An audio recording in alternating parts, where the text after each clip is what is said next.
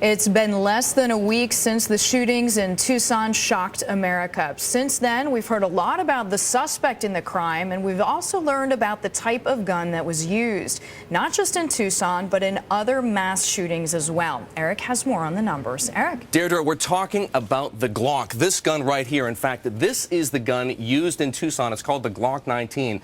Now, why is it a favorite, not just of U.S. law enforcement, but also psychopaths, mass murderers? Let's find out. Taking a look at the Glock, we're going to break it down right here. This is a Glock effectively broken apart. Look right here at the frame. It doesn't look any different from another pistol, but in fact this is made of polymer, makes the Glock 86% lighter than a similar gun made out of steel. Right here, the barrel, super strong steel, very reliable, very durable. And this down here, let's circle it so everybody can see it. This is the trigger mechanism. What's special about the trigger in the Glock? It requires only 5.5 pounds of pressure to fire off a round.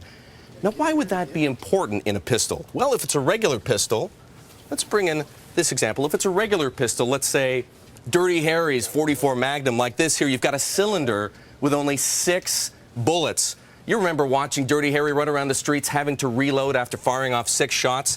Take a look at this, however.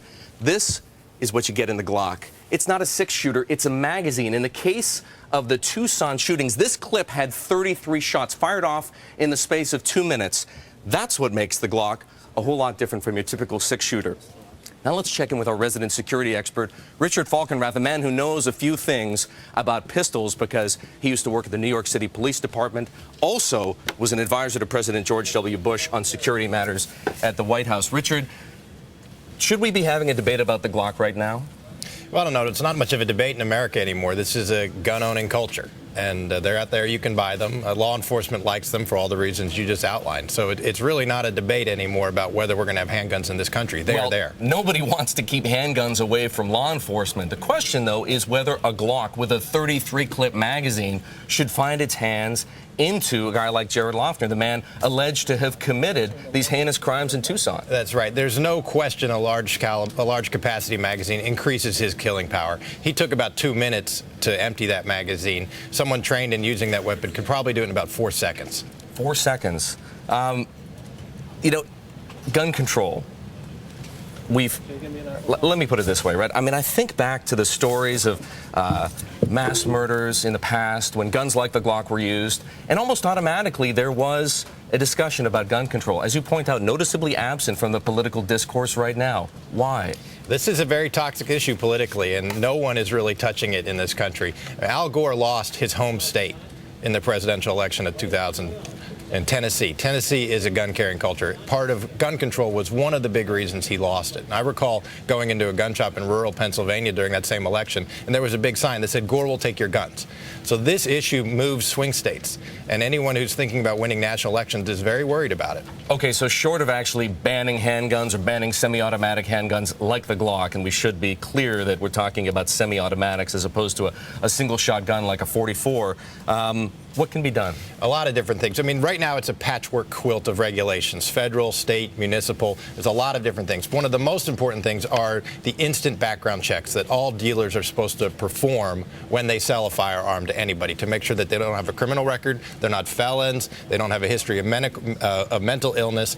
That system is the single best check to make sure that someone like Jared Loughner doesn't get their hands on this gun. Okay, now if critics have a problem with the issue and they can't go to politicians demanding gun control, can they perhaps go to the gun manufacturers and say anything that might put them under pressure? Not really.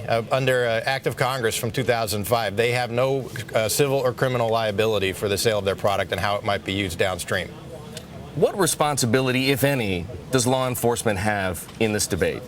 Well, law enforcement is a tricky position because they are public officials, but they're really not supposed to participate in the political process. So they need to arm themselves. They worry about their local gun conditions, but local gun conditions vary enormously. So here in New York City, completely different situation than in, say, rural America. Here in New York City, some of the tightest gun control laws in the nation.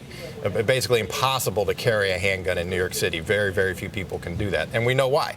Because 20 years ago, we were having over 2,000 murders per year. Now that's down to under 500. But do the cops in New York City like Glocks too? Yeah. They do. It's the preferred weapon on the force. Because it's lightweight, because it's easy to fire, because it's reliable, all of those things? That's right. Easy to break down, only 34 parts? It's very reliable. It's good in cold weather. That polymer helps. It doesn't get really cold on your hand and during these winter months. But the force likes it too because it can standardize to that one weapon. Actually, there's 3 weapons used for service, and that reduces cost.